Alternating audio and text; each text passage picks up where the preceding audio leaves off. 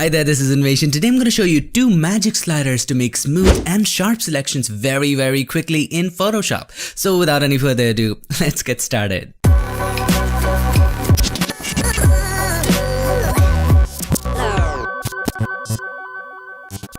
Welcome to the world of Photoshop. When it comes to making quick selections in Photoshop, really quick selections, especially using the quick selection tool or the magic wand tool, the selections are pretty jagged, right? Now, what do we mean by that? Let's go ahead and use the quick selection tool, select that, and make a selection of this pencil. Alright, very easy to do. Make a very quick selection, just painting on the pencil, as easy as that. Let's zoom in quite a bit, and let's paint on the tip.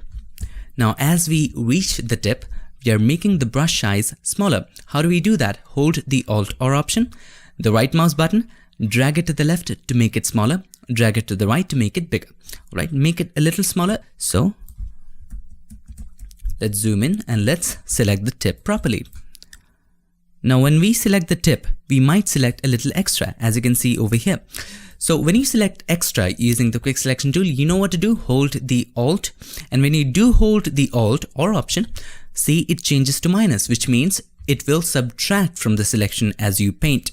So now if you paint, it will subtract from it, which means we are saying to Photoshop, we don't want these areas. We painted a little extra. Let's go back, Control or Command Z. Do that again.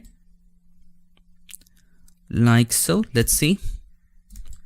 It's pretty good. Let's zoom in and let's try to erase this particular area. It's done a pretty good job. We can always go ahead and repair that using the brush tool. And let's select some extra areas which it has not selected over here. Pretty good. Let's see. This area is remaining. Now, it has done a pretty good job and pretty good selection. But have a look. If we go ahead and create a mask out of this by clicking on the mask button, it's looking pretty good, but if you put it in a black background, let's go ahead and create a solid color adjustment layer. Click on the adjustment layer icon and choose solid color. And let's choose black and put it behind this layer. Now, it still is looking pretty good, but if you zoom in, have a look at the edge. It's very jagged, it's not looking natural. So here's what you can do. Here, the magic sliders come into rescue. Select the mask of this one, the pencil one, and you can go to select and mask. Now, there are a couple of ways of going inside of select and mask. You can always go ahead and click here or inside the properties panel. If you cannot see the properties panel, go to Windows and make sure properties is checked. Now, once the properties is checked, you can just go ahead and click here, or you can also double click over here if you have set it to select and mask. So let's go ahead and click on select and mask anywhere. Now, here the magic sliders come into view. The first one is smooth. If you go ahead, this is not the actual magic slider, but it does a pretty good job of refining the edges. So increase the smooth to the point where the jaggedness is gone. 6 is pretty much fine. Even I think 2 would play a pretty good job. But if you want to remove all the bumps, then you can increase. But if you want to keep the bumps, just keep a lower value. But as you can see, I'll choose somewhere around, say 8. That's pretty fine. Now, here the magic starts. Let's go ahead and increase the feather. Now, you might think, hey, we want sharp edges. We don't want feather. But have a look. Increase the feather to the point where everything looks even. Okay. Now, feather is like blur for selections. Now, everything looks pretty even, pretty nice. Now, as you can see, a little bit more extra is selected. Don't worry about that. Just make sure everything is pretty even. When there is everything even, just increase the contrast. Have a look. What happens when you do that? The selection becomes sharp, doesn't it?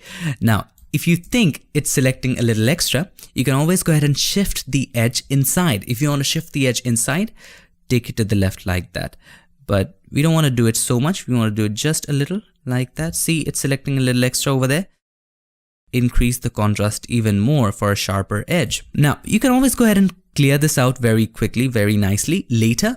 But once you're satisfied with this, hit OK. Now have a look at it. It's pretty good, pretty damn nice. Now, if you want to repair it, take the brush. You can always take the brush, make the size a little smaller, and then just like that. Make sure the foreground color is white. Remember, what's the concept of mask?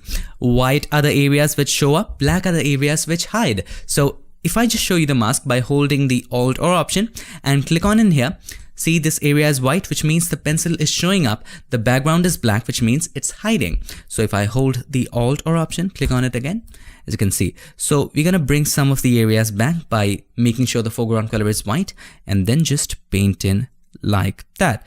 If you wanna make sure you're painting in straight lines, here's what you can do.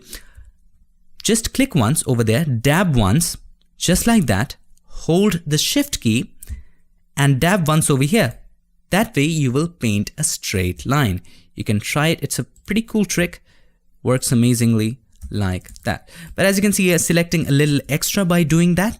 And when you do that, when you want straight edges, but there is a little white over there, here's what you can do. Let me give you one more tip, okay? Chose black, paint once and paint. Now it's straight. Now as you can see, there's a white edge over there. How do we reduce it? Create a new layer, select the clone stamp tool. Okay, now what you can do, you can sample this area and paint over here.